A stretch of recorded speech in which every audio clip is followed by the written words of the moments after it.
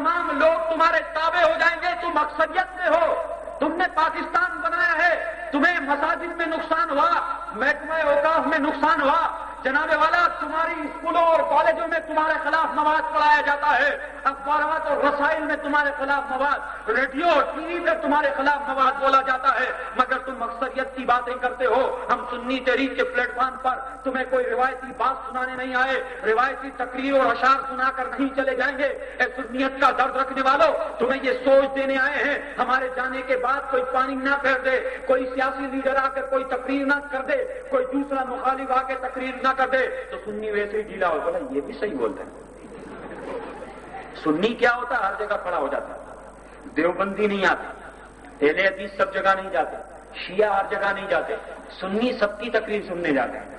بولا کیا کرنے گیا تھا؟ بولا یار اس کی بھی تلاوت بہت اچھی تھی, بات عقیدے کی, بات مسلک کی ہے, مگر بات سننی آتے ہیں ہمارے پاس. بولا یار یہ قرات بہت اچھی کرتا ہے. بھائی تیرے کو بولا کس نے تھا تو وہاں جا؟ تو بولا میں ان کا جلسہ دیکھنے گیا تھا, کتنے آدمی تھے. ایسے سینکڑوں ملیں گے جو تعداد دیکھنے نہ پڑتے اور ان کا جلسہ کامیاب کر دیتے. تو اس لیے اے سنیت کا درد رکھنے والوں, سب کی تقریر سننے مت جایا کرو.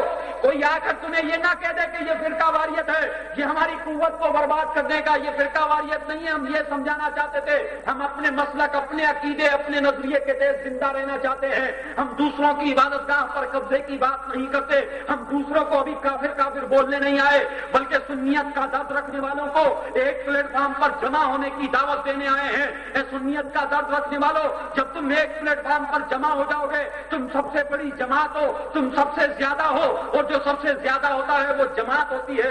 فرقہ وہ ہوتا ہے جو جماعت سے نکلا ہوا ہوتا ہے. جو کسی بڑی جماعت سے نکلے اس کو بولتے ہیں اس نے 1.5 اینٹی قائم کی ہوئی ہے. دیکھ لو دیوبندی کتنے ہیں, اہل حدیث کتنے ہیں, شیعہ کتنے ہیں. یہ سنی اگر جناب والا پیشاب کر دے تو دیوبندی بہ جائے.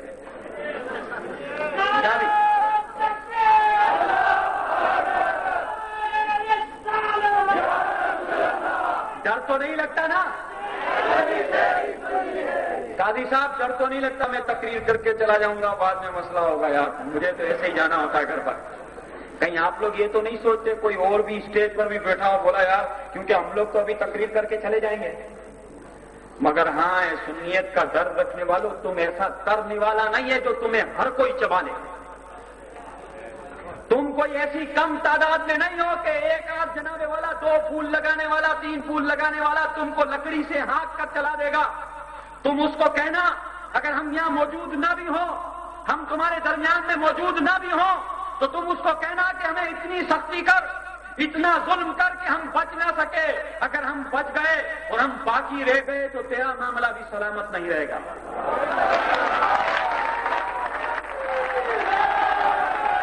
اس لیے کہ ہم افراتفری کی دعوت دینے نہیں آئے, ہم قتل و غارت گری کی دعوت دینے نہیں آئے, ہم کسی کو کافر کافر بولنے کے نعرے لگانے نہیں آئے, بلکہ یہ بتانے آئے ہیں ہماری مساجد ہے, اگر اس کو واپس لینے کا کام کرتے ہیں یہ ہمارا قانونی حق ہے.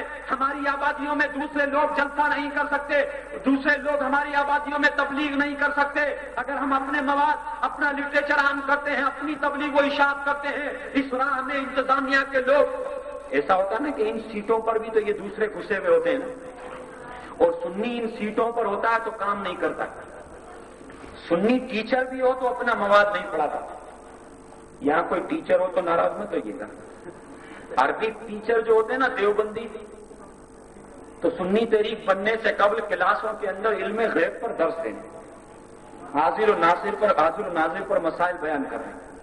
اور جب سنی سے بولا یار سرکاری ملازم ہوں, میں احتیاط کرتا ہوں. اور شیعہ اگر ڈی سی کی سیٹ پر بھی ہو اور جلوس کے ساتھ چل رہا ہو تو ایسے ماتم کر رہا ہوتا ہے, چھپ چھپ کر, وہ اپنی رسم ادا کر رہا ہوتا ہے. سمجھ میں آ رہی ہے نہیں؟ یہ سرکاری سروس پر بھی ایسے ایسے کر رہا ہوتا ہے. اور تم لوگ بولتے ہیں یار میرے چھوٹے چھوٹے بچے ہیں, تو کیا تیرے بڑے بچے ہو جائے گے جب کام کرے گا؟ جس کے چھوٹے بچے ہوتے ہیں وہ بولتا ہے میرے چھوٹے, بڑے ہو جاتے تو بولا اب تو بوڑھا ہو گیا اور کیا کام کروں گا. تو کام کب کرے گا مسلک کا, عقیدے کا؟ یہ دیوبندی بوڑھا ہو, جوان ہو, بچونگڑا ہو, ہر جگہ شرارت کرتا ہے. ہمارے پاس لوگ آتے ہیں, مسجد پر قبضہ ہو گیا, ہم نے کہا دوسرے کتنے لوگ ہیں؟ بولا دیوبندی تو 3-4 ہیں. آبادی بولا سب سنیوں کی. ابھی یہاں 100 دیگیں نیازیں اس گلی میں ہی چڑھا دو. میں اٹھتا ہوں لیٹ کیونکہ فجر پڑھ کر سوتا ہوں, تو ہمارے یہاں بڑی بڑی نیازیں ہوتی ہے, 100 دیگیں حلیموں کی چڑھتی ہے. تو کبھی کبھی نیت ہوتی مجھے دعوت دیتے, میں نے کہا اٹھوں گا تو انشاءاللہ آپ کے یہاں نیاز میں ضرور آؤں گا. اٹھتا ہوں تو 100 دیگیں بھی نظر نہیں آتی. یعنی ایک گلی میں اگر اتنی دیگیں بھی چڑھ جائے تو ایک محلہ ہی کھا لیتا ہے. بولا سب سنی رہتے یہاں پر. اور جب نیاز والوں کی توہین کا مسئلہ ہے تو کہا یہ مولویوں کا مسئلہ ہے, یہ ہمارا مسئلہ ہے. تو یہ سنیت کا درد رکھنے والوں, نیاز جس کے نام پر کھاتے ہو ان کے ناموں سے وفا کرنے کی دعوت دینے آئے ہیں. ہم تم سے ووٹ لینے, ہم تم سے چندہ لینے نہیں آئے. ہاں, قاضی شمس الدین جو میرپور خاص میں کام کرتے ہیں مسلک اور عقیدے کی بنیاد پر, اگر انہیں جناب والا تمہاری افرادی قوت کی ضرورت پڑے, اگر تمہارے جناب والا سامنے والے ہاتھ اٹھائیں تو تمہارے ہاتھوں کی ضرورت پڑے, سامنے والے ڈنڈا اٹھائے تو تمہارے ڈنڈوں کی ضرورت پڑے, جیسا سامنے والے کریں ہماری تو یہ پالیسی ہے.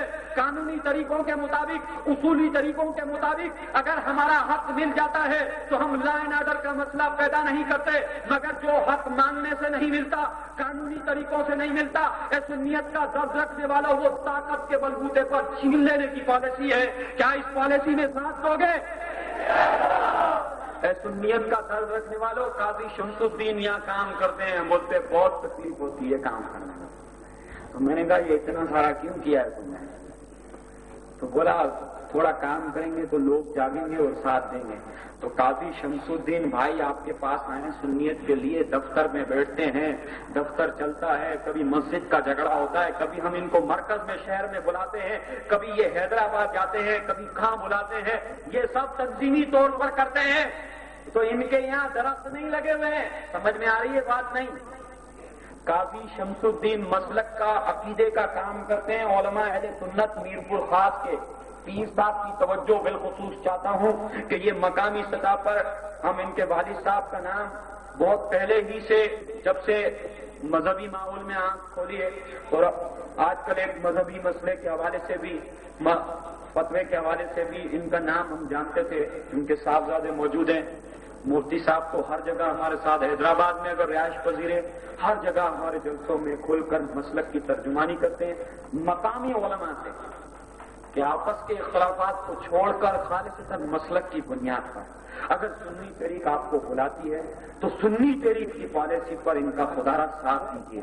ہمارا کوئی بھی مقصد نہیں ہے دنیاوی, مقصد صرف مسلک اہل سنت, مسلک اعلیٰ حضرت کے مطابق. ہاں یہ سنی بہت نکل پڑے آج کے, ہم وہ سنی ہیں کہ جب اعلیٰ حضرت کا نام آتا ہے تو خوش ہو جاتے ہیں. بولا تو سنی کون سا ہے؟ کیونکہ دیوبندی بھی اپنے آپ کو سنی کہتا ہے, کہیں گلابی سنی ہو گئے.